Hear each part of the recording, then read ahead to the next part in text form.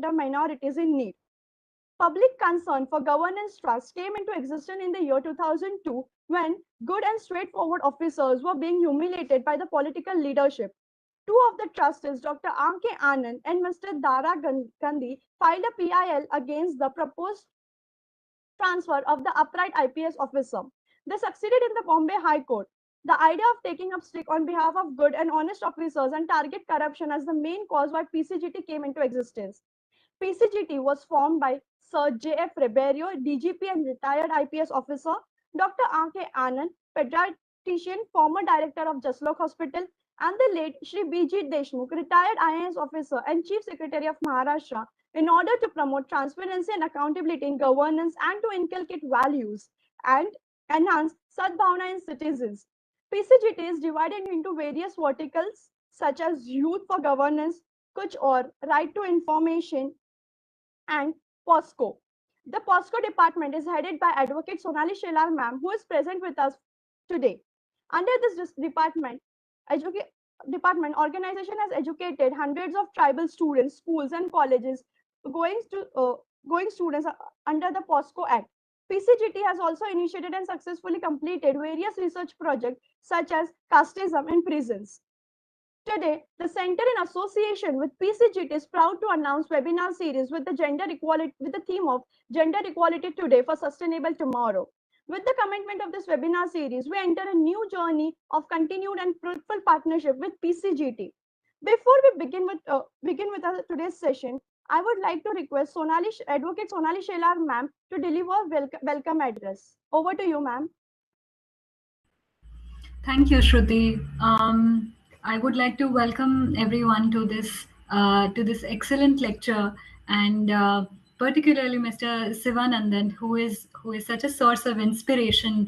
There is so much about Sir that you guys already know about, but the most notable achievement that I think Sir has made is the creation of Roti Bank, work that I personally look up to. Roti Bank has done such tremendous work since they started in 2018. Roti Bank cooks up to 37 or 38,000 meals every day in their kitchens. They started kitchens after they realized that the food might not be very safe during the pandemic. Serving people leftover food might not be the safest way. So Sir figured out how to start the kitchens, and only in the first 2 months of the pandemic, Roti Bank was able to feed over 14 lakh meals in Mumbai, and this is a very small achievement that I'm talking about. Nobody should be allowed to sleep hungry, is what I feel. We know that we have enough wealth to feed every person on this planet. All we need is the will to do it. Mr. Sivanandan is one of the very few people who has shown the will and really taken action. You will hear lectures and speeches and everything everywhere, but you need to have the willpower to really make things happen. And in the last few months that I've had the opportunity to work with Mr. Sivanandan, I've seen only and only effectiveness, and it's truly inspiring. Thank you, sir. Under the leadership of Sir, PCGT was able to train over 2,000 schools of Mumbai about child safety, about laws related to child safety, that is POXO. We were able to train over 300 schools in Pune. We were able to train over the parents of over 90 students about how to deal with child safety, how to talk to children. It's child sexual abuse is such a sensitive issue. You need to teach parents how to deal with that. We were also able to provide legal guidance to 16 police didis who had approached us for doubts regarding the cases. We were able to assist 2 minor rape victims with legal guidance. I was personally able to assist them in filing the FIR and connecting them to the Child Welfare Committee for the shelter and for compensation. We have educated over 100 student interns in the last 2 years about how to deal with child safety, what it is that they can do about it. Several of the students of MNLU have been our interns, and it has been such a pleasure teaching you. And more than anything else, it has been such a pleasure working with somebody as effective and somebody as powerful as Mr. Sivanandan. So, sir, I would like to thank you for your mentorship, and I would like to welcome you for this lecture. Thank you, ma'am. Thank you, ma'am Sonali. Can I start the presentation? Or anyone else going to speak? Shruti? Yes, so there is a small introduction of yours. Yeah, Then please go ahead. So I'm sure after this warm welcome, everyone are excited to listen you more. So just I will take 2 more minutes. Yeah. And now is the time for the much anticipated session of this webinar. Now I would like to introduce our esteemed chief guest for today's session, Mr. D. Sivanandan sir. Mr. Dhanush Kodi Sivanandan sir, also known as D. Sivanandan, was born in Pollaichi, Tamil Nadu in 1951. Mr. Sivanandan sir grew up in a small village in Tamil Nadu. He started his career in as an economic professor as soon as and soon he gave the UPSC examination and became an IPS officer. He was one of the most admired, well-known IPS officer. Sir is also known for his intelligence and strategies to uphold the rule of law.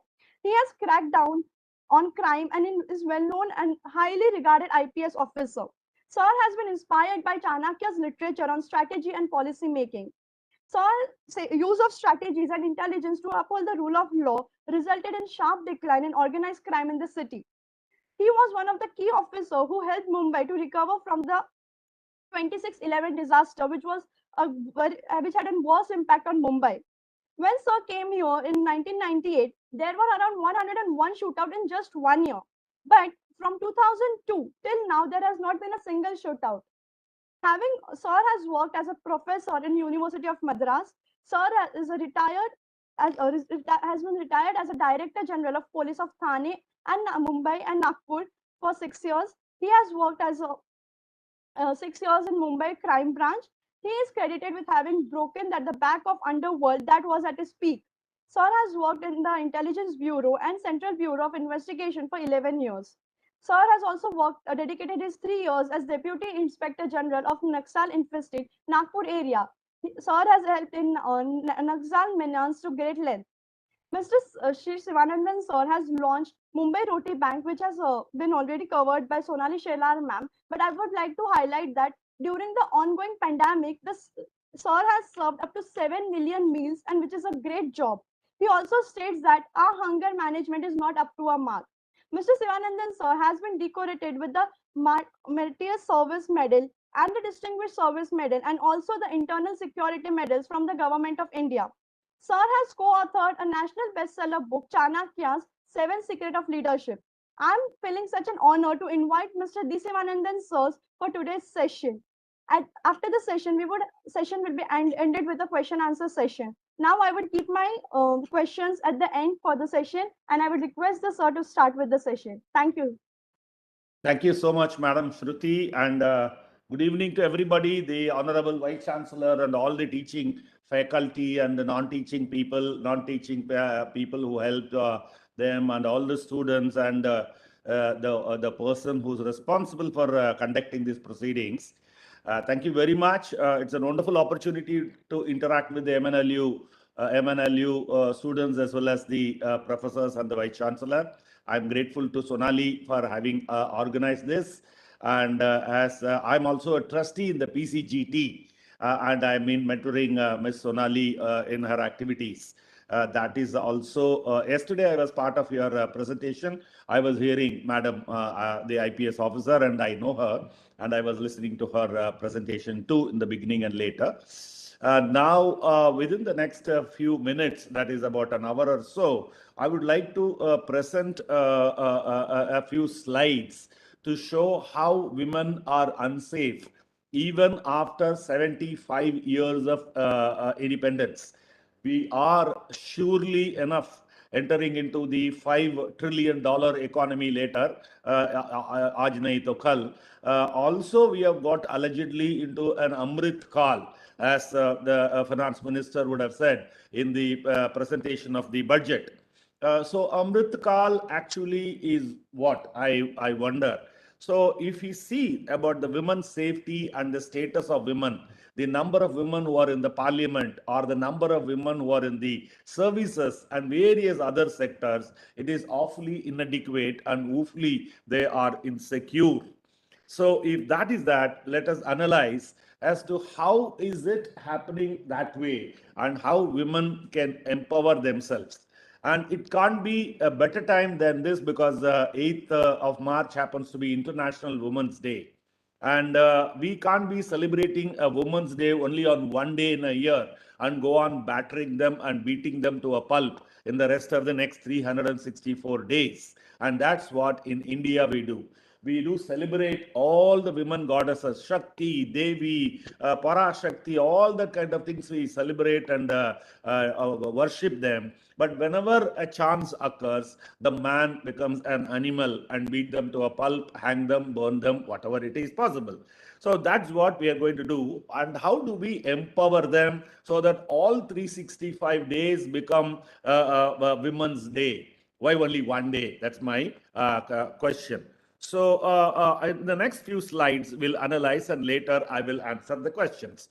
Here, if we are going by the starting with the premise that no place should be unsafe for women, we can work on solutions that empower women. It simply means that if we are going to say that every place has to become safe for women, the only way is not to safeguard those places with CCTV cameras and guns and weapons and policemen and things like that. Instead of doing all that, we can simply empower the women to protect themselves. That is the meaning of this. And in this country, length and breadth, north to west, south and west to east, we have to do this. And this is what is happening to women day in and day out. Day in and day out. We all remember the Nirbhaya case and so many other cases. Even in the press yesterday, or day for yesterday, in the last 3-4 days, every day I've been watching for this only. I would like to point out in Times of India how a father has been raping his 9-year-old child and how various other children have been subjected to sexual harassment in their own family, the members, the teachers, and various others have been exploiting the women and particularly innocent children, 6 years, 9 years and all that. Read last 1 week's Times of India. Whatever I am saying would all be there as news items with the name, date and place. So even after the Amrit Kal has started for the rest of the Indians, women are still lacking justice at work. That is, educated women I am talking about. At work means not in the brick kiln or in any other places, but in corporate offices. For example, a lady in Gwalior, a lady judge of the Sessions Courts level, you're all law students, you know very well. She is a very senior judicial officer. A High Court judge in Bhopal asked her to come over, and in his birthday party, she was asked to sing and dance. I mean, to entertain the people. If everyone was singing and everybody was dancing, it's a different matter. She was asked to entertain the guests, and it became a case. 6 years later, justice has been meted out to her. So, if this is the kind of injustice done to a justice of the Sessions Court, imagine what all would happen. You would all remember also that Justice Amulya Ganguly of the Supreme Court had misbehaved with an intern who is 19 years old or 20 years old. Later, he became the National Human Rights Commission chairman in West Bengal. And when it was highlighted, he had to resign. So there are thousands and millions of cases I can cite every day in the newspaper. This is there. But I'm only showing you, highlighting you 1 or 2, 3, 4 cases so that we know the gravity of the situation. Rajasthan, 15 teachers have been booked for gang raping students at Alwar. And Calcutta High Court acquits man who was charged with minors rape for 6 years ago. And that means 6 years this case, with evidence or without evidence, was hanging fire. Girl, 16, says that she was raped by hundreds of men in Western India. It could be Mumbai or it could be Gujarat. These are the famous UP, which in next 3-4 days, we will get the results of the election, 10th March precisely. So here, Hathras gang rape of a Dalit girl who was a minor, and later the additional DG of the state was mentioning that there was no rape evidence, but that too after taking the swab after 14 days of the incident. and later she died, and the district collector and the district superintendent of police burned her body without the presence of the family and anybody else. And there was another guy called Sadiq Kappan, a journalist, who was going all the way from Kerala to Hathras. He never reached Hathras, but he has been arrested and he has been put behind the bars for the last 2 years and more. So 50-year-old woman gang rape brutalized in Badayun, teen urge girl raped, singed with cigarette butts by two men in Gorakhpur, that is the chief minister's constituency, and rape survivor set on fire by accused in Unnao, and ex-BJP MLA Kuldeep Sengar gets life term for raping minor. Who is this minor? A young girl who was raped by him being a MLA. She could not get a case registered. Ultimately, after trying hard, she went to the CM's office in Lucknow and said she will burn herself. She'll burn herself, and that is where things started moving. Instead of moving in her favor, her father was arrested by the local police and he was beaten to death inside the police lockup.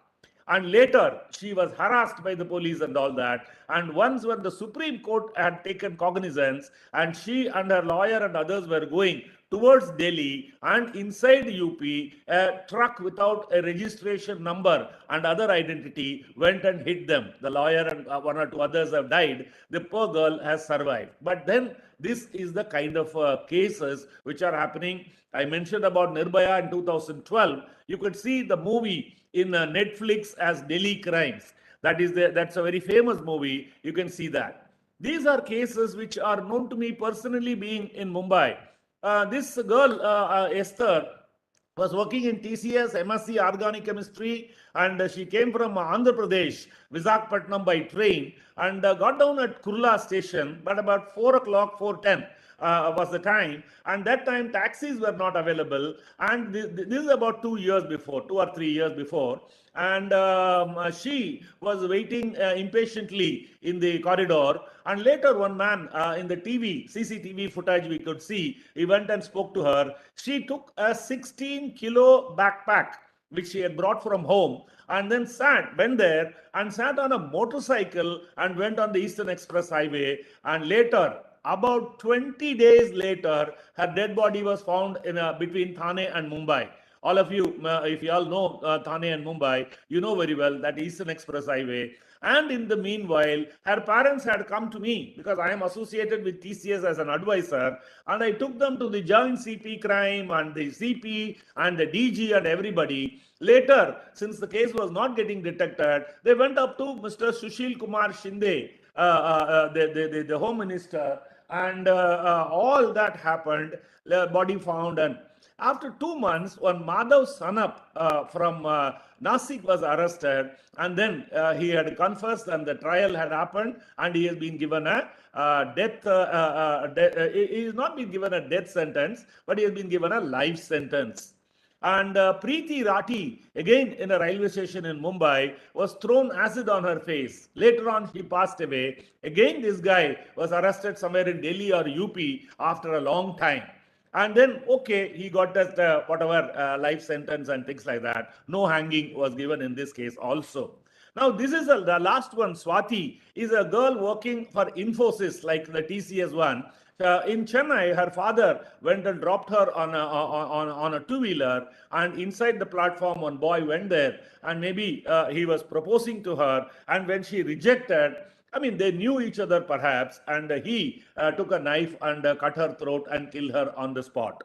So these are all incidences which have happened repeatedly.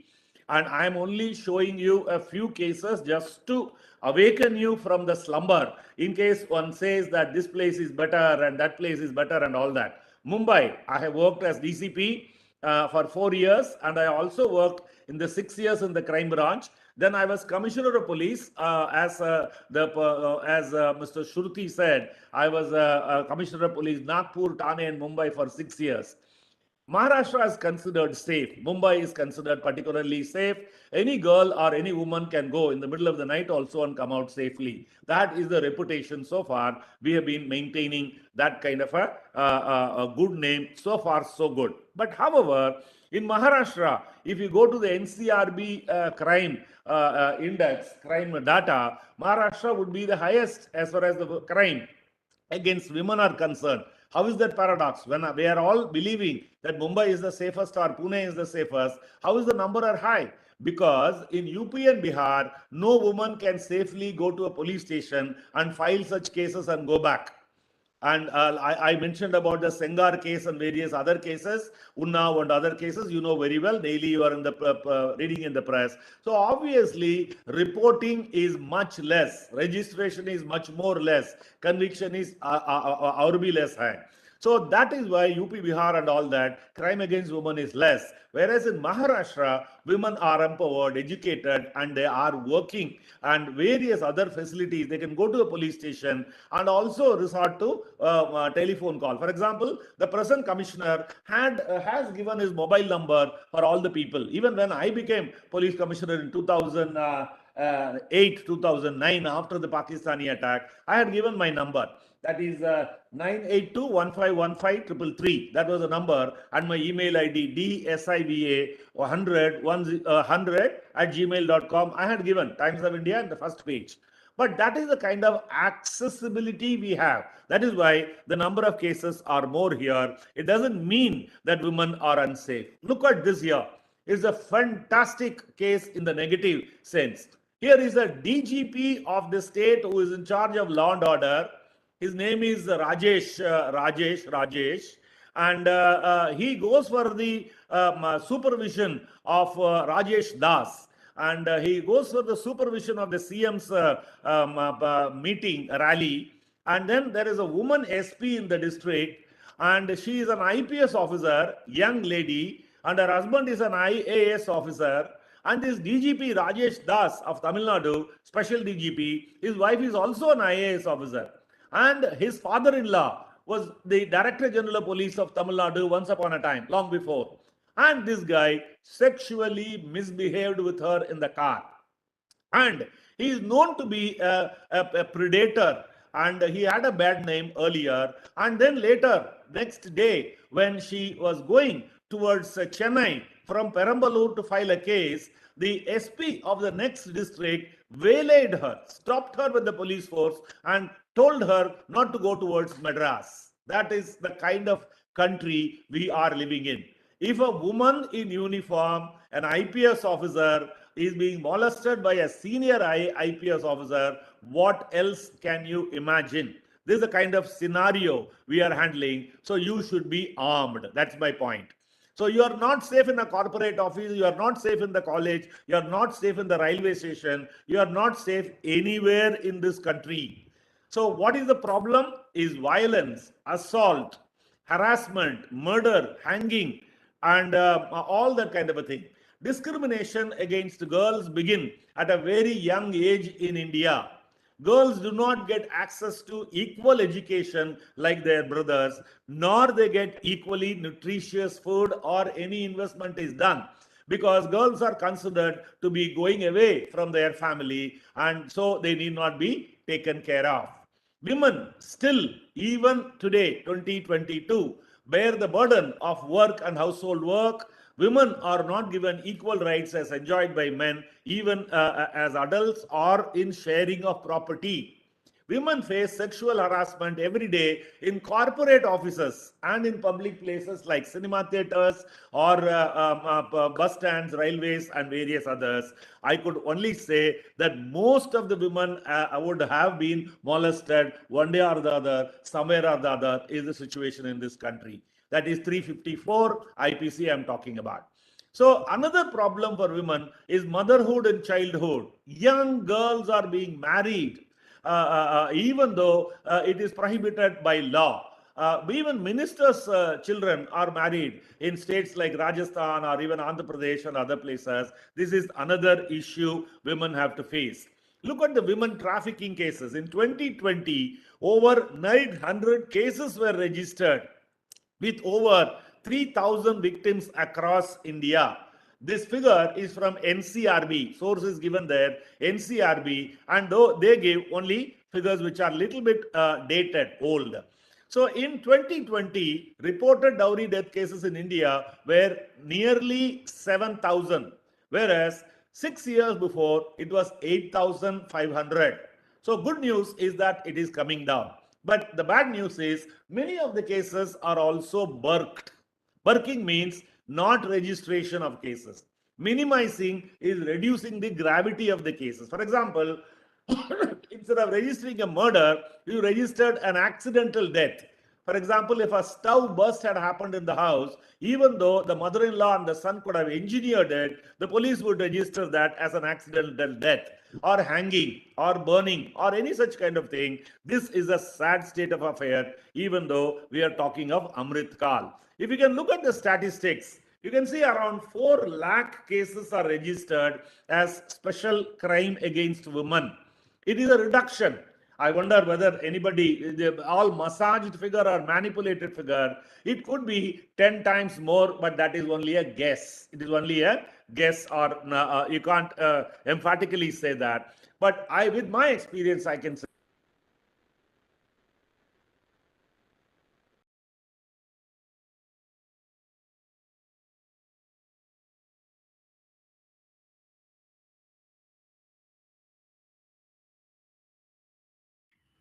I think there is some connectivity issue on Sir's side. We'll just wait for 2 minutes till he can join us back. Sure, ma'am. Sure, ma'am.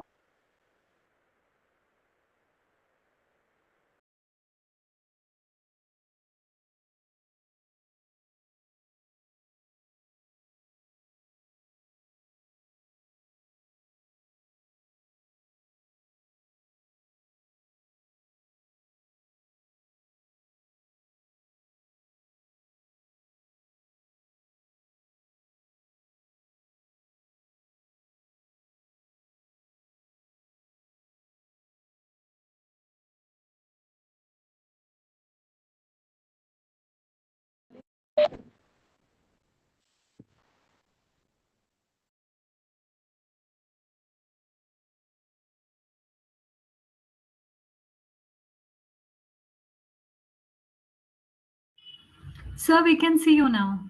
Yeah. And you can hear me also? Yes, sir. Okay, there is some technical glitch. I'm sorry about it. I'll continue. I was asking repeatedly. Okay, majority of the cases against women come under the IPC. They could be broadly put into 4 buckets. One is cruelty by husband and his relatives. There are 30% of them.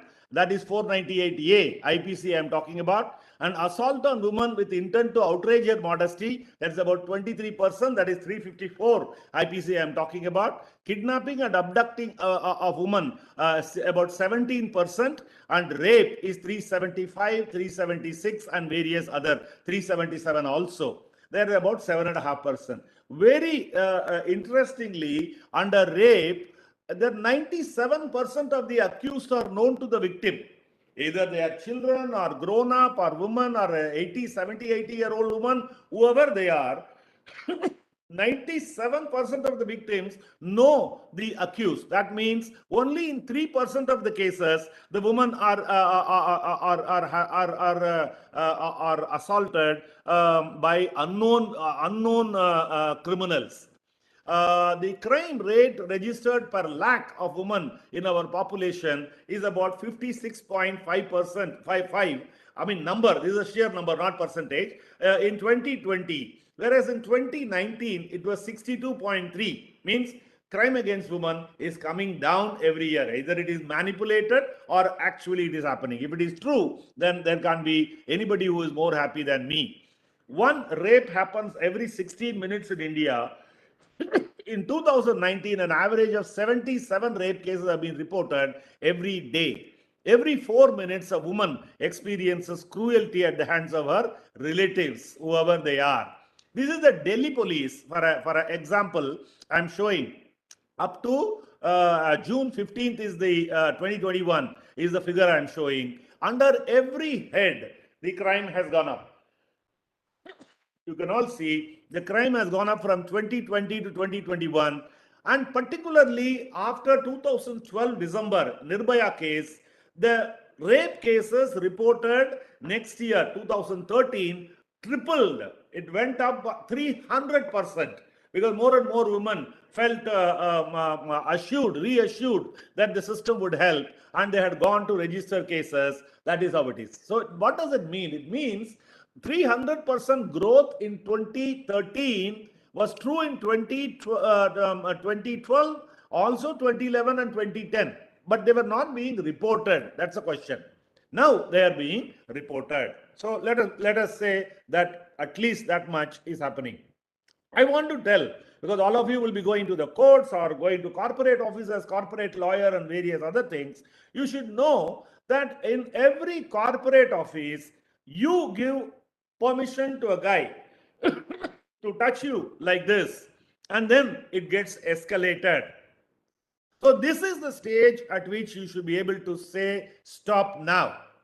Then you will not be getting the case like Tarun Tejpal or Amulya Ganguly or that man Gopal Kanda, a minister in Haryana, who started an airline only to have sexually exploit that women who are air hostesses. Gopal Kanda is a BJP minister and maybe an MLA now.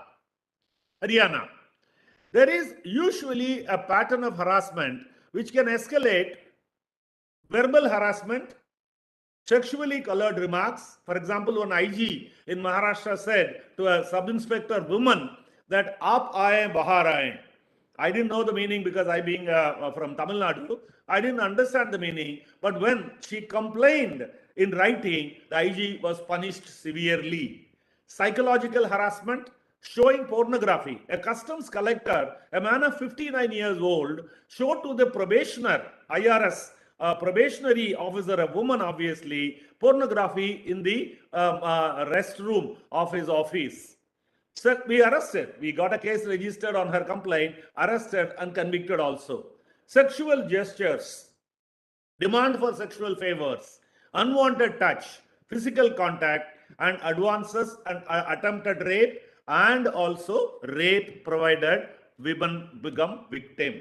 So what do the corporations, the university and corporates have to do is to announce a strict zero tolerance policy and also implement it. Women professors or women senior officers can become role models and look at the people who are harassed and ask them and help them, counsel them, register a case.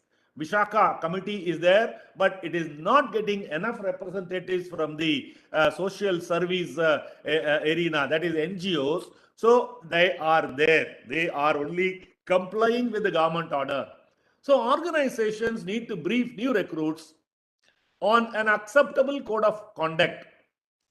There must be a well-defined avenue for addressing complaints, checking their veracity, and for immediately taking quick remedial action. Today, under Vishaka committee, it takes 90 days for people to get any opinion whether she was sexually harassed or not.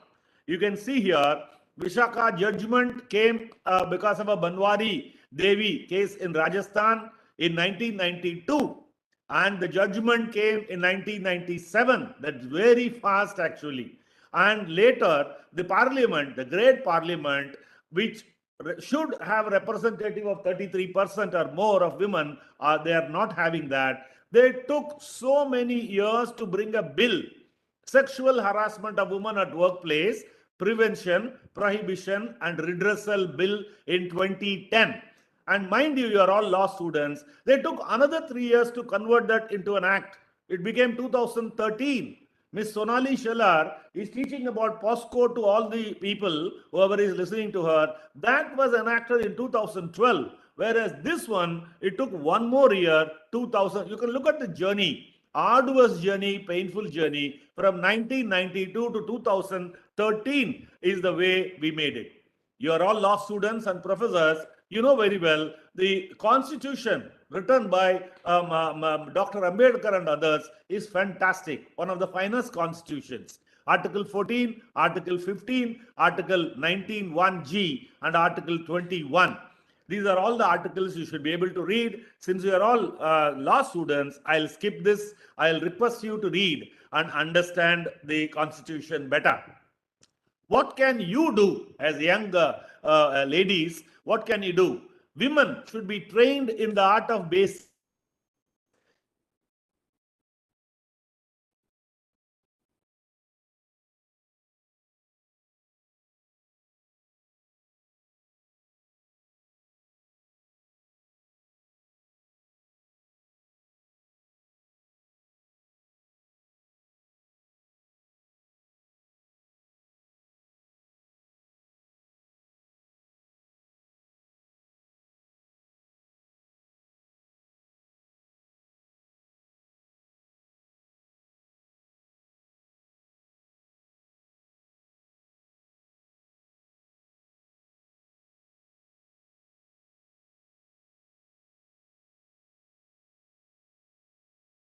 I guess sir is facing some technical issue. We will wait for 1 or 2 minutes.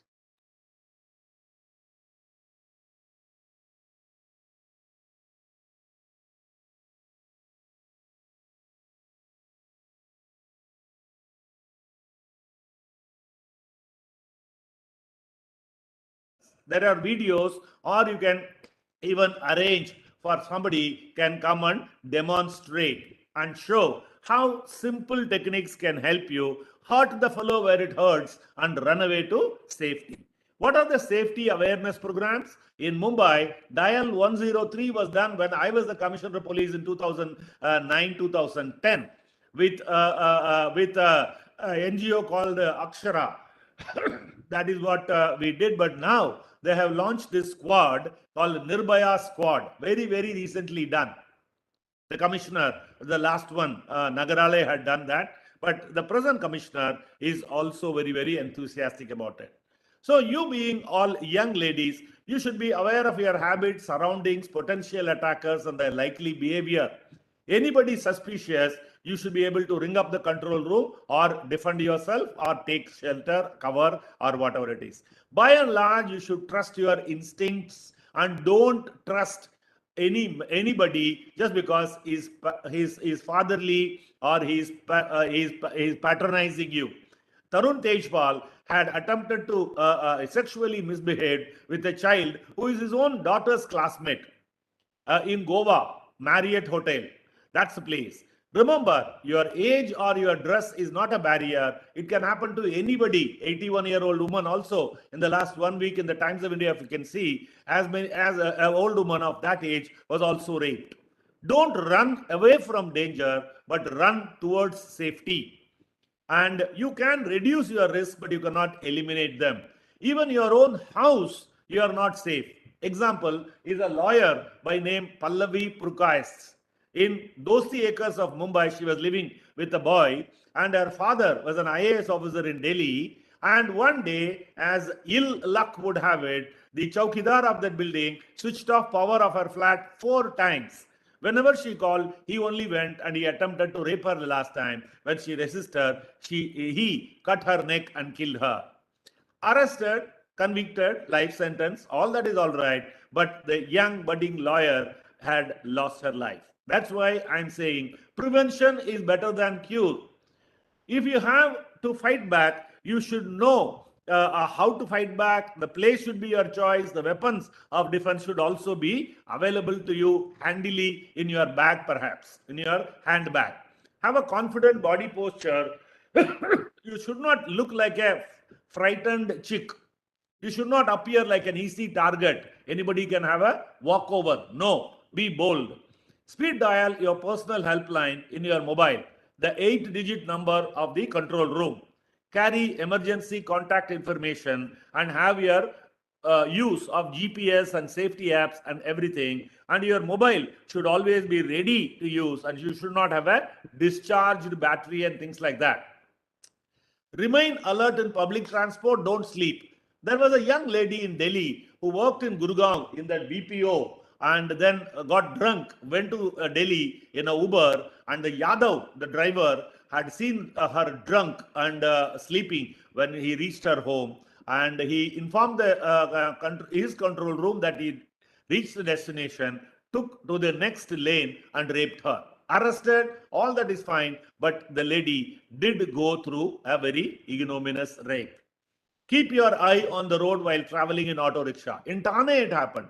Another girl working in TCS, the driver took her in a different route. She got frightened. She jumped headlong and she was in coma for 15 days. Later, she recovered, but she is all right. But that memory has been completely lost. If the ladies' compartment in the train is empty, board the general compartment where men are there, you are safe. A torch is handy in case you are traveling in the night time. So, while you are going outstation, inform your family, business people, contacts, your friends or anybody as to when you are leaving, where you are leaving, how is it, which is the transport you are taking. By and large, you should be able to do the travel in the daytime and not land up in the middle of the night in an unknown city. Safety in a hotel, you check for a hidden camera by using your mobile. Switch on your mobile and show it towards ceiling. If you see a red light coming out of the ceiling or in the mirror, one-way mirror or anywhere, you know there is a video recording going on of your private moments. And you see whether there is a peephole, safety chain, whether your window doors are can be safely secured and all that. Why am I telling all this thing? Looks like a sermon to you, but it happened in this place, Lonavala, where there is a five-star resort, and a multi-billion-dollar company. People had gone there for training program. One girl staying alone. This check was not done. The gardener in the middle of the night had come and raped her. I was the Director General of Police. They came to me and I helped in investigation and arresting. So I am giving you all this precautionary. Safety in public places, don't wear expensive jewelry because they can come and snatch, nothing else. While changing in the changing rooms in mall, be sure that there is a one-way, two-way mirror and things like that. The knob or other places can have a hidden camera. I want you to remember what happened to Miss Smriti Irani, the honorable minister in the cabinet even now. In Goa, in Fab India, it's a very well-known company, Fab India. While she was changing, she found there was a camera in the knob, you know, the door knob of the changing room, and she raised hell about that. If you have a daily walking schedule, change the route. If you need to wait for a while, when you are waiting for a bus or a taxi or a car, be in a safe place. Social gatherings, never leave your drink unattended and come back and have. Somebody can lace it with drugs and anything can happen. These blind dates is something which you don't believe and go there and meet an unknown person alone. Anything can happen in that kind of a scenario also. At home, you take all these precautions which are given here. That is, don't allow others to enter the house when you are paying the bill or accepting any Amazon delivery and things like that. Do not leave the door unattended. Make sure that it is locked properly, and you receive your parcels outside your main door, or dress modestly when you open your door and things like that. Now, you are all law students, so I am coming to the law. This is a very, very, very important section you should know. This is section 100 of the Indian Penal Code. All the police officers do their encounter under the protection of this act.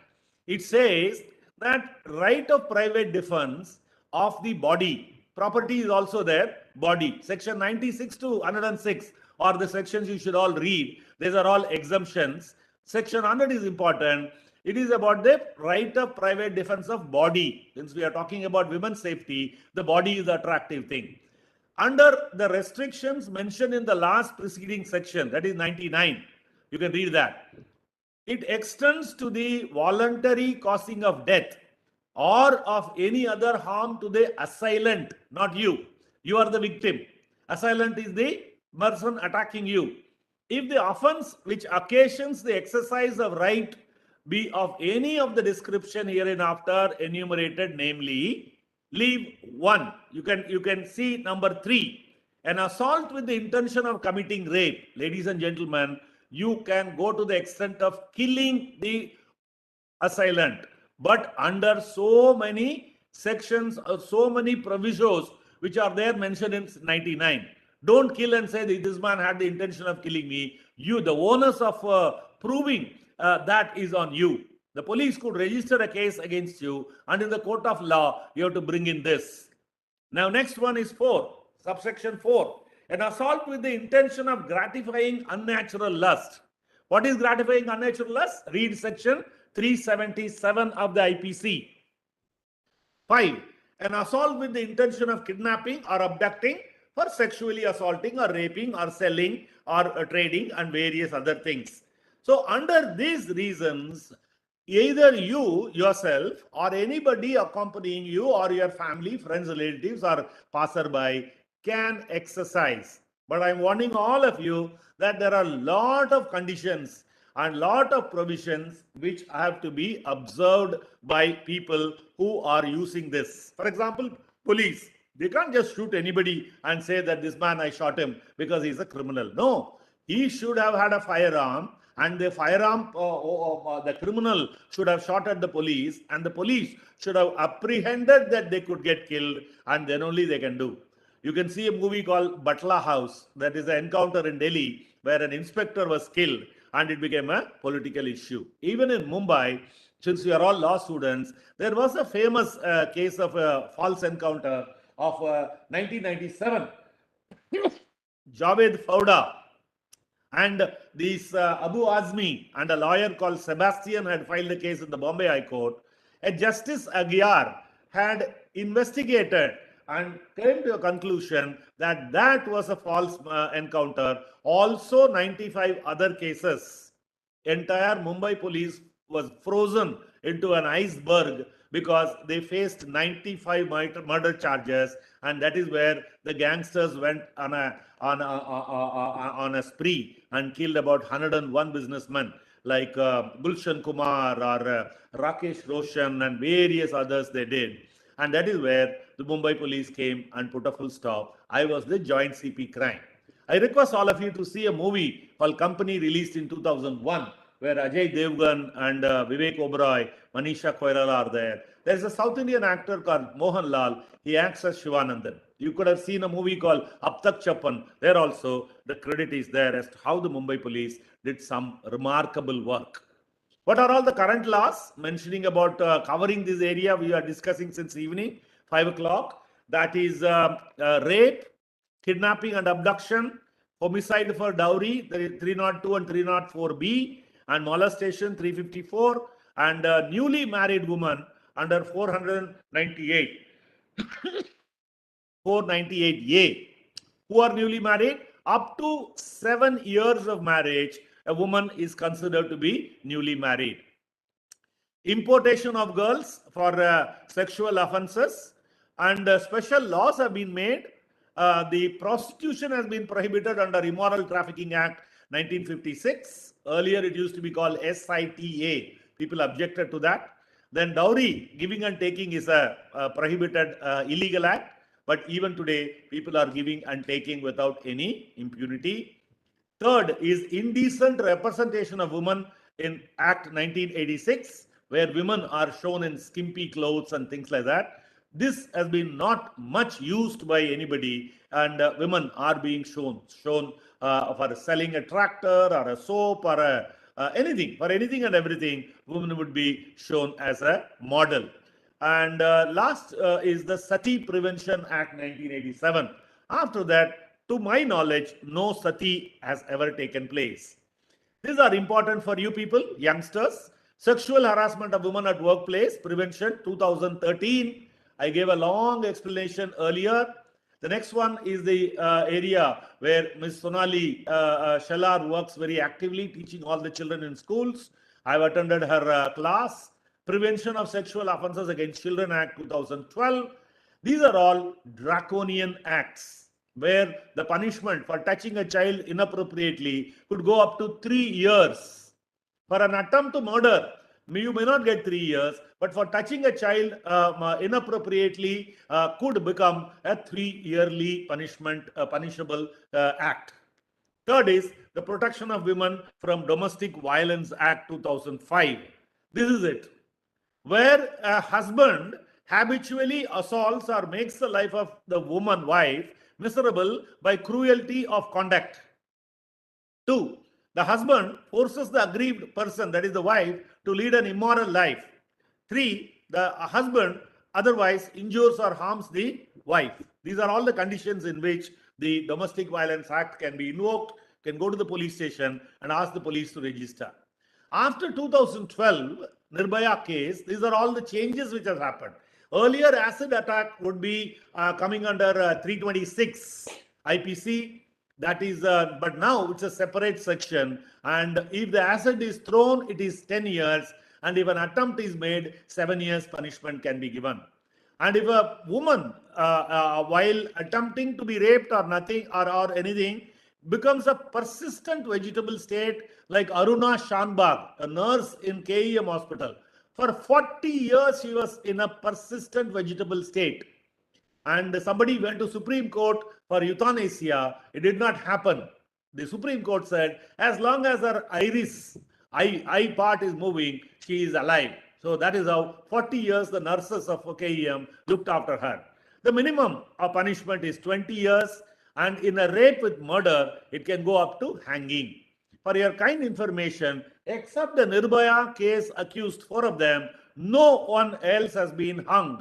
Even though in many cases, even in Mumbai Shakti Mill compound case and all that, the hanging is given, but it never has happened. And all of them believe that they will get it converted into a life sentence. With good behavior, they could come out of the jail as early as 10 years or so. That is how the delay, the justice delayed is justice denied. Age of consensual sex is 18 years. Now, voyeurism and stalking, cyber stalking or personal stalking has become a separate offense. These are all the new things which have happened. This is the rape, punishment, all that details you can find out from the law books. 10 years of imprisonment and 20 years it can go up to, and hanging can also happen. Only in a case before Nirbhaya in Calcutta, where one Chaukidar was given a punishment for raping a school girl who had returned from the school. I think she was 14 years old, and that is only case where the Chaukidar was given hanging, actual hanging. In all other cases, it's only a paper verdict. These paper verdicts don't deter. So at this stage, I want to say, just by making more and more stringent laws, nobody gets frightened. The accused don't get frightened unless you deliver justice fast enough. Fast track courts and immediate delivery of justice, even acquittal will do. As a police officer, I will say you acquit all the cases, I don't mind, but don't keep on dragging for 20 years and 30 years and later acquit or convict them. So here is 354. This is the modesty, 1 to 5 years and fine. 509 is singing songs or uttering any word and gestures and things like that. Simple imprisonment of 3 years. This is the dowry death, harassment and various other things which happens for a newly married girl, and these sections are available, and in this the SHO is duty bound to register and arrest. Mind you, there is a caution. Supreme Court has issued a judgment saying that don't be in a hurry to go and arrest, because lot of women used this as a shield and falsely prosecuted their in-laws and got them arrested quickly. Because of that, Supreme Court has given with a case law saying that don't rush to arrest all of them on a mere complaint by a woman after her marriage. Caution, I mean, in the sense, collect evidence and then do the arrest and things like that. 304B, dowry death, imprisonment not less than 7 years. 376A is the rape, 20 years imprisonment and life or death and things like that. Very rarely it has happened. Even a constable who had raped a college-going girl on the Marine Drive in 2000, between 2005 and 2006-7 was given a punishment of 12 years. Later, another constable in Sahar Airport, he raped a rag picker, was also given 12 years to 20 years punishment. This is your acid attack, 10 years as I mentioned, and if you attempt, it is 5 to 7 years and fine. And the money has to be given, whatever fine is given for the woman to treat her. So that is how it is. 354 is stalking, and if somebody is stalking in the cyber area, that is also punishable. Now I want to take a few minutes, 5 more minutes to show you some of these cyber crimes which where women are victims. Bully boy is one, Sally deal is another. In Mumbai, they actively took the case and arrested 19-year-old criminal, 21-year-old criminal, and that is from Mumbai and Dehradun and Kolkata and places like that. Earlier, these Muslim women, 103 of them, were humiliated by auctioning them in a public area, and Delhi police had not cared to do much about it at that time. Now it has become a, and look at this, engineer, boys and engineer and young boys driven by religious reasons could do this. So mobile recharge in villages, these girls go there and give the mobile for recharging, and people introduce pornography and then extort them and use them for rape and other sexually exploit them. SMS spoofing is a malicious program which can be sent through SMS and your phone gets under the charge of the criminal. Online girls who are vulnerable to loneliness and low self-esteem can become victim of this case, and they start exploiting them and sexually misuse them. Dating website, girls, you are emotionally manipulated by smooth talking people. It could be man, woman, or anybody. They can charge money and take away a large sum of money. Or even in the South India, where I hail from, a young girl got into this dating problem. 5, 6 boys called her over to a place, brutally raped her, recorded in video, and made it viral. That is the kind of thing which can happen to anybody. Because of that, I went all the way from here and addressed 15,000 college going boys and girls in Coimbatore and alerting them about such kind of cases. And this is social trolling. All of you could be either doing it or you could be a victim. Whatever stand you take about religion or political or any other thing, you could be trolled. So you have to go to the police, nothing else. Only solution is to go there and register a case. Cyberbullying is the use of technology to harass. You may be victims, but go to the police and get a case registered. So threaten or embarrass or target any other person, online threats and mean, aggressive or rude text, tweets, posts or messages all would count as cyberbullying. It is a separate offense. You can go there and get it. Call spoofing is calling, mimicking the voice of a mother or father or brother or somebody and take you to an unknown place in the case of an emergency, which is, and then do whatever it is, a crime committed on you. Cyber stalking is a crime. You could go and register a case. Picture morphing, you can see how they can morph. It's the same picture, how it is converted and how people can change. We have videos where Donald Trump is singing Bhojpuri song or a Hindi song and things like that. They are all examples of morphing. Deep fake is a technique that is used to combine and superimpose new images and videos onto source images. Anybody can be taken for a ride in this. Camera hacking, either Pegasus or otherwise, the hacker can hack your camera and record you when you are in an unguarded moment. Be careful. So all your cameras have to be used by a small plastic kind of a screen and cover it when you are not using, so that anybody cannot start the camera and start recording your movements in the middle of the night or any time. Profile hacking is hacking your email or social networking site and creating evidence against you. And online games I mentioned earlier, and job call letter is a fake call letters from companies like Infosys, RBI, Reserve Bank of India, Infosys and TCS and things like that. Dating website, social trolling, cyberbullying, all that. Social media harassment is that don't ever put too many personal details on Facebook, Google and all that. If you give away your car number, anybody can go and build up all the details about you. And update your privacy setting regularly in your mobile. Virtual to real. Never go alone to meet somebody you met only online, and always make two kind of online presence, a professional and a personal one, and check the privacy. Now I have done the job of women's safety. My whole team was based on prevention of a crime against a woman or a girl or a young child. My theme is that it should not happen and then start punishing people. Exemplary punishment doesn't mean.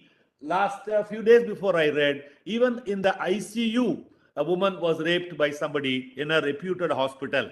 So now about Mumbai Roti Bank. The person who introduced me, Shruti, mentioned about Roti Bank. I am mentioning this that after retirement, having worked elsewhere, I started Roti Bank in 2018 January, and then 2 years, 18 and 19, we picked up only excess food which was going waste.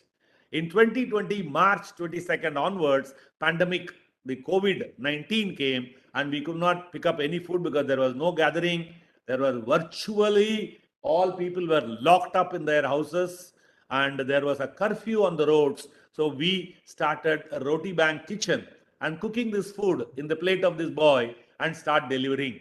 During the migrant labor trouble in 2020, we delivered 47,000 meals in a day.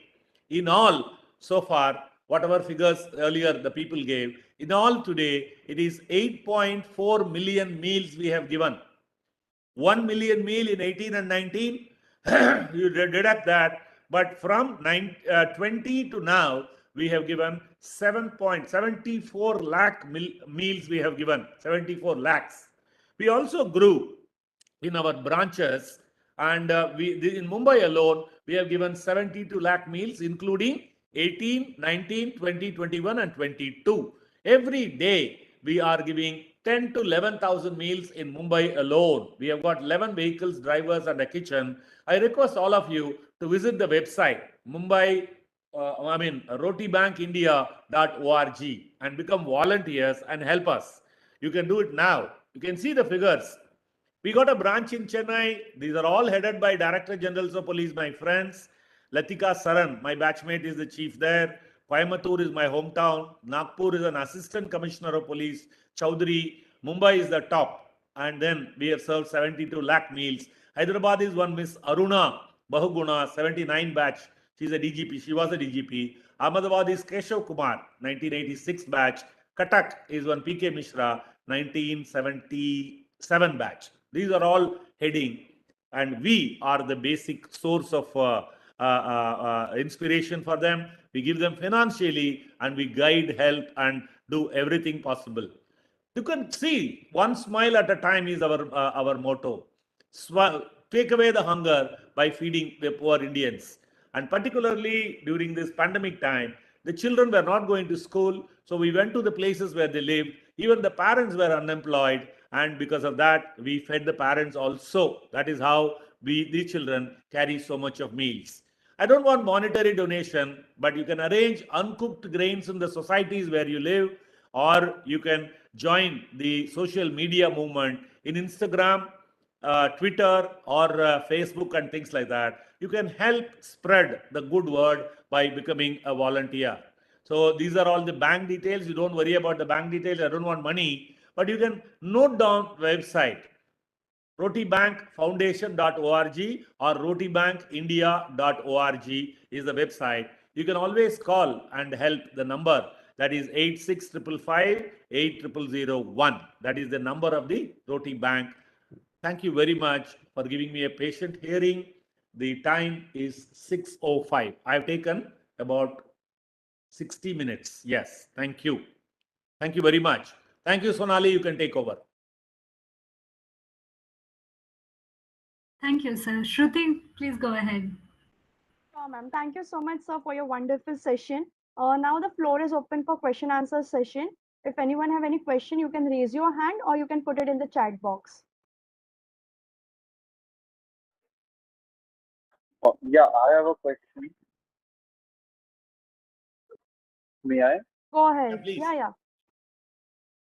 Yes, sir. So as you mentioned, since we are law students, and in our crimes lecture recently, we were discussing a case in Delhi where an 89-year-old grandmother was allegedly sexually harassed and raped by an stranger.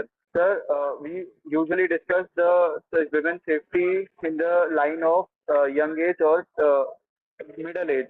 But now hearing these cases, and when I searched on the internet and when I did a brief study, these such incidents are regular in every year. So we should also discuss the women's safety of these elderly people also. And what shall be done if such cases are also happening in with such an aged person? Like, it's beyond imagination that an 89-year person has to face this. I during my presentation, I was telling the same thing. There is no age gap between 1 year girl or a 1-day-old girl or a 91-year-old woman. Everybody is a victim, I mentioned in my presentation itself, if you have seen that carefully, it is there. And the only point is, just because they are women, it is happening, and because of that, we can only be protective towards them, and then we should take care of them when they are at home. That's about it. Correct? When they are elderly, they have to be under somebody's care. You agree with me?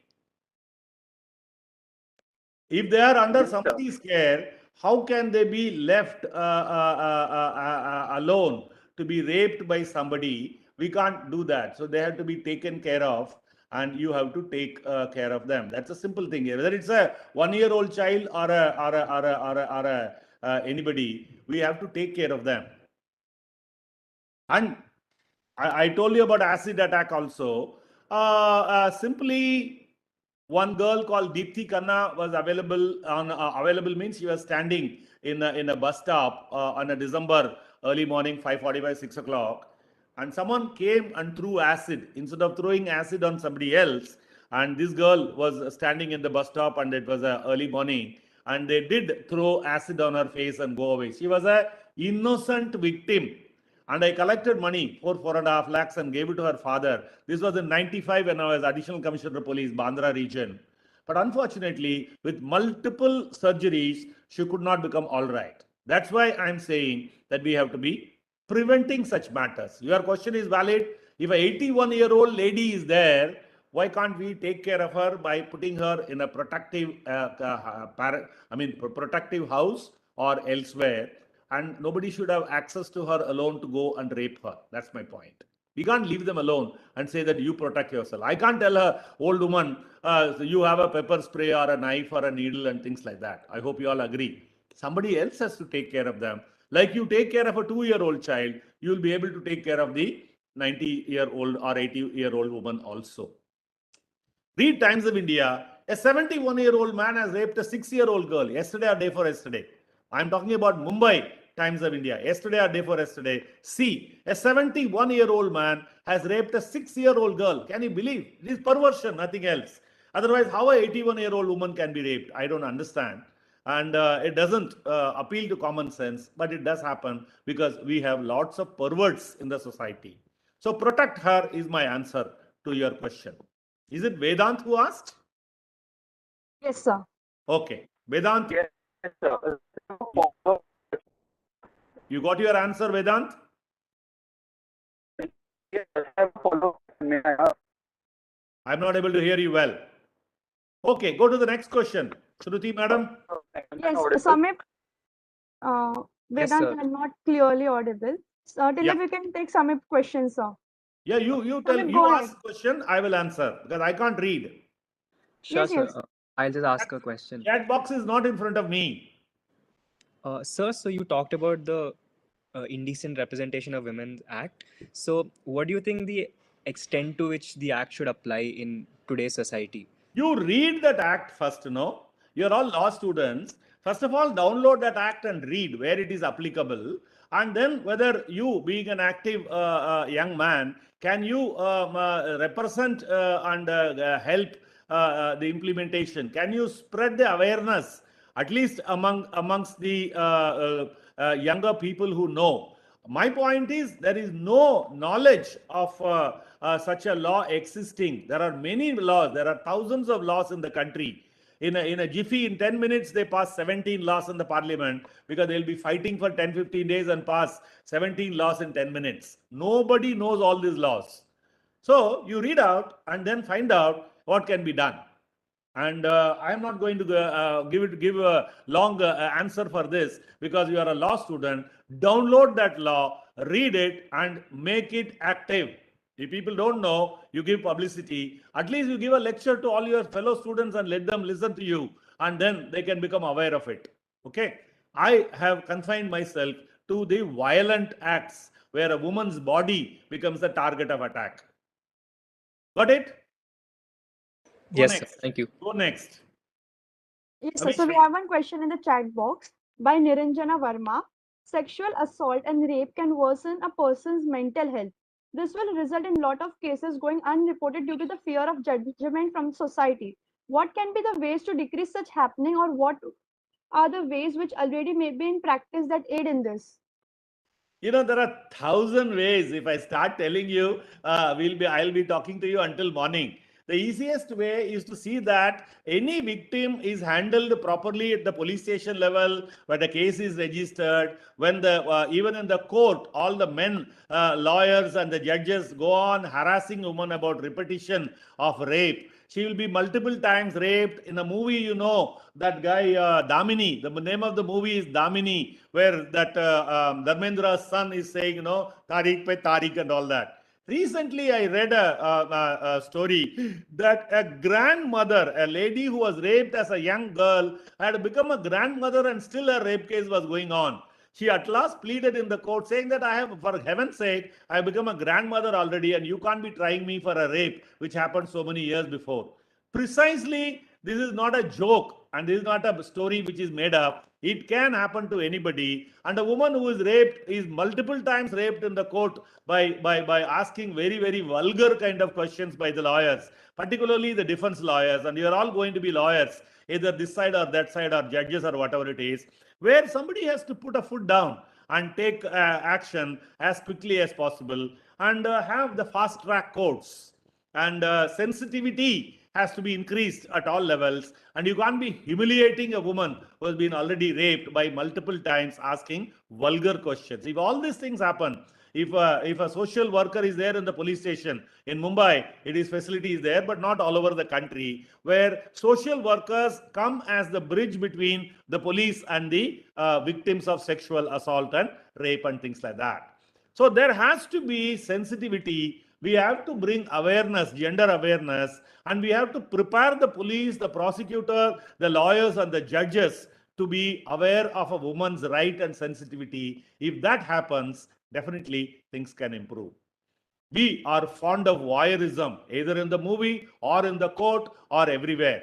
Everywhere, if we can strip a woman and make her naked, either this way or that way, our society enjoys that. Rape cases trial or even registration in the police station is a very humiliating experience for the women. That's why precisely in this country, no one is going to police station whenever there is a assault on women. That is why that problem that no woman, social stigma is there, no woman would go and expose herself and inform the police who do not know how to conduct. Same is true of the court, same is true of lawyers and everywhere. Newspapers also. In the TV channels, you can see the victim of the rape should not be exposed, but they'll go there to their house and cover the face and then show the house, the parents, and everywhere. The identity cannot be shown. But these guys go and are very fond of showing the victim, much against the law preventing it. I think I have spoken too long. Next question. Next question is from Renish Raju.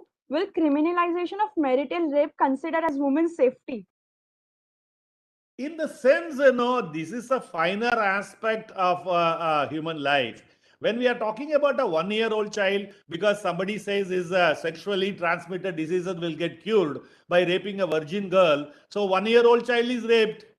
If this is a depravity and perverted kind of a 81-year-old woman, as the questioner asked, if they are all there, marital rape is a finer aspect, and a consent, and whether she gave a consent or not in the marital house and the bedroom and all that, you can't go to the court and start discussing all these things at this stage. Our society is not yet ready. But if women are emancipated, if they are educated, and they have an independent life, and they can pursue this, I would welcome. Personally, I would welcome that law being made. But again, I would say, just because you have made draconian laws doesn't mean that crimes do not happen. Hanging, I told you, only in one rape case, in this two rape cases. One is that Calcutta, that Chowdhury, that Chowkidar, before 2012, and 2012 Nirbhaya case. After that, hundreds of cases they have given hanging only on paper. Does that mean that women are not being raped? Do you remember that case of Hyderabad where that veterinary doctor who was going on a mobike was assaulted, sexually raped and burnt alive? She was burnt alive. Then Commissioner of Police Sajanar got them all shot in third day. 4 of them were shot dead. There is a Supreme Court inquiry now. So this marital rape is a very, very fine tuning of this kind of a thing which is happening. And that would take some time to mature in our country. And that's how but if you ask me personally, yes, why not? If a woman's consent is necessary, even after marriage, it's a must to do that. But how many could be so sophisticated? In an illiterate society, how many would be aware of such a law, and how will you enforce all over the place? That's a very big issue. Okay, next one. What would you say about the misuse of law by women at times? How can we address this issue of reliable reporting? Anytime you make any draconian law where law bites like a dog and the bail is not granted and people are all sodifying in the jail, and women or men can misuse that. 498A, that is cruelty of newly married woman in the marital house, that is the in-laws, the husband and the other in-laws, is a much misused law. So that way, the Supreme Court has given a case law that don't rush into arresting all everybody. You know, if there is a Nanand in America, she called her on phone and abused her. So call her from America and get her arrested. So this kind of misuse was done by women. But then there are a lot of other cases where really dowry deaths have happened that have been all concealed very tactfully as an accidental death, like kerosene stove bursting or hanging or poisoning, and so, or even falling head over heels from balconies. All that has happened. So there is a misuse of the cover given by such kind of laws, and there is a misuse of laws also. So, but then we have to have a investigating agency which can do a good investigation and help. In every case, not only crime against women, I want to say in every case, the police should go for arresting as the last piece of act in an investigation. Only before charge sheeting, if there is overwhelming evidence, then you arrest them. Whereas here, unfortunately, we can discuss, if the MNLU Vice Chancellor allows me one more interaction, we can talk about the police investigation and the trial and all that. Here, the police is arresting the criminal, alleged criminal first, assault him, beat him to a pulp, then ask him to show all the evidence against himself. That's wrong. We have to investigate, collect evidence, and then arrest. I hope in cases where women go to register like 498A, if this one rule prevails, then it will be much better. Misuse of law by women or by anybody may not happen. It can be prevented. Next one. Avisha, you can go ahead. First of all, thank you for the session. It was really enlightening. My question is more to do with colleges. So recently there was this case in IIT Guwahati of a sexual assault where the student was let go because they claimed him to be a national asset to the country, despite him being accused in the sexual assault. So when in cases like sexual assault, especially in colleges, when the accused is dubbed as a national asset, how does it impact the whole attitude towards such cases and the registering of such cases? Avisha, I don't know about this IIT Guwahati case, but every day the same thing is happening. There is no great national asset which cannot respect women and fellow students and cannot behave with respect to women, whether it is mother, sister, or others. There can't be a national. It's ridiculous. I don't know. I have not read this case in the newspaper, but this guy should be hung upside down and he should be beaten to a pulp. There is no national asset. I don't think anybody is a national asset at all. And nobody is exempted. You are all law students except the president and the governors who, while they are doing their job, nobody is exempted from registration of a case against them and arrest. Even the prime minister is not exempted. Recently, you would have read yesterday in the press, 8 hours, today you would have read in the press, 8 hours cabinet minister Narayan Rane was kept in the police station, he and his son, and they were questioned for a particular crime they were registered against. Earlier, for having said something about the CM, he was arrested there in Mahad, and after 8 hours of custodial custody, he was given bail by the Mahad judge. He is a cabinet minister. So, cabinet minister can be arrested. Murasoli, Maran, that case also, Chennai. and one more case where a cabinet minister, 3 cases, cabinet ministers have been arrested. If a cabinet minister of the union cabinet can be arrested, this boy is no great national asset. There should be no exemption when it comes to crime. That's my point.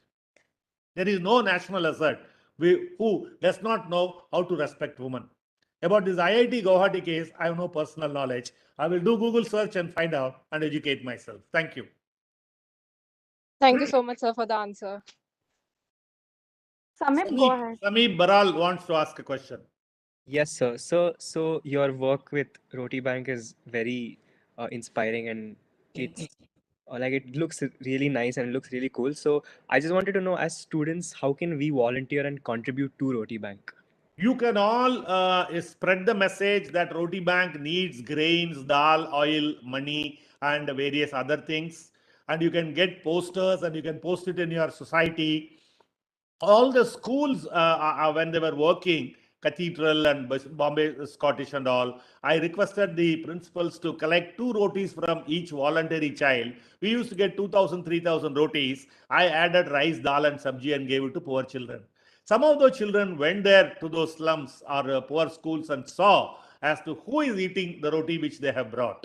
So you can all become the goodwill ambassadors. You can visit my website and you can take it to your societies, take posters from us and post it there and ask for people to either contribute a ration or money or whatever it is. There is a Paytm facility. You can go to my website and ask people to donate. Your parents can donate even 5 rupees. I mean, each meal will cost about 30 rupees but each meal will cost for 30 rupees. I am giving adequate and more rice, chapatis and dal and sabji and also a banana.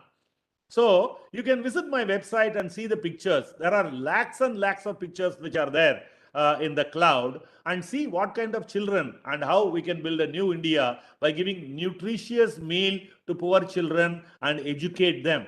Today, all the schools are opening. So I'm feeding a lot of children on the street side. In Mumbai, if you go on the footpath, there is a teacher sitting on a chair. All the children are sitting on the footpath. I give food to all of them. You can identify and let us know which schools require such kind of food. You can go there and give. You can also identify people who would like to donate. All your parents can donate.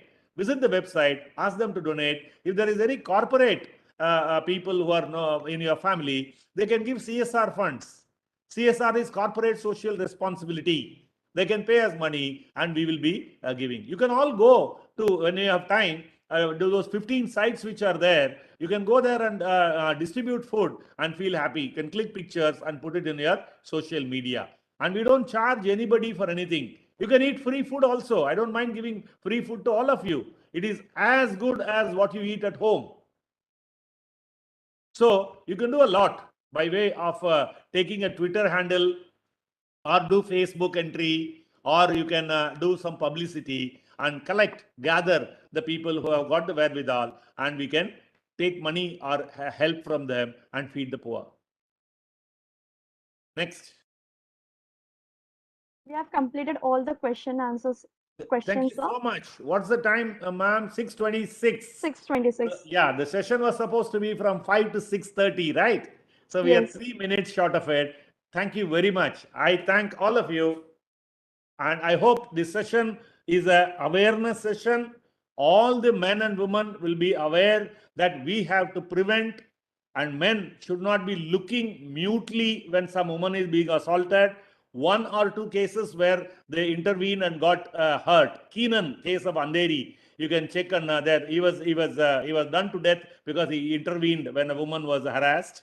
But the point is, doesn't mean that we should all see when a woman is raped and all that, or even assaulted. We should intervene and call the police, call the control room, take some preventive action and take necessary action so that a woman is safe. And all women should carry a pepper spray, 150 rupees, or a sharp needle or a knife or anything to defend themselves, or learn karate, judo, kramaga, just 2 moves. Just blind them and go away. If you have any relatives in USA, you can get a stun gun. It stuns. Electric shock is given for a minute or 2 and the fellow gets stunned. You can go away. And anybody telling you, Gyan, that it is illegal, you need police permission, go to hell. It is your life and your modesty and your mental stability. So you can take all possible action under Section 100 of the Indian Penal Code and protect yourself. Be safe, wear your mask for next 1 or 2 years, and take complete care of yourselves. Thank you very much. Bye. Thank you so much, sir. Just for 2 minutes, I will just deliver vote of thanks. To bringing this enjoyable evening to an unfortunate end, I would like to deliver vote of thanks. I would really thanks Mr. D. Shivanandan, sir, for his valuable time and for the wonderful presentation. And I'm sure now all your safety guidance, we all are aware of it. Thank you so much, sir. I would also like to thank our Honorable Vice Chancellor, Professor Dr. Dilip Uke, respected Registrar, sir, Professor Anil Vairat, our Chief Guest, Mr. D. Shivanandan, sir, our coordinator for Center for Women, Child and Gender Justice, Assistant Professor Shraddha Gaikwad, ma'am, Joint Coordinator, Assistant Professor Shriya Mukta, ma'am, Advocate Sonali Shelar, ma'am, Mr. Vedant Vaishali Jain. Thank you so much, our convener. A special thanks to the audience for listening patiently and for the wonderful session. I would also like to thank our Manohar sir for all the technical facilities. It has been a true honor to able to moderate this session. And I can proudly say that after this session, I've emerged as a more responsible and aware citizen. Thank you so much for your valuable time. Have a great evening. Thank you so much. Bye. Bye-bye. Take care. Thank you, Thank you sir. so much. Thank you.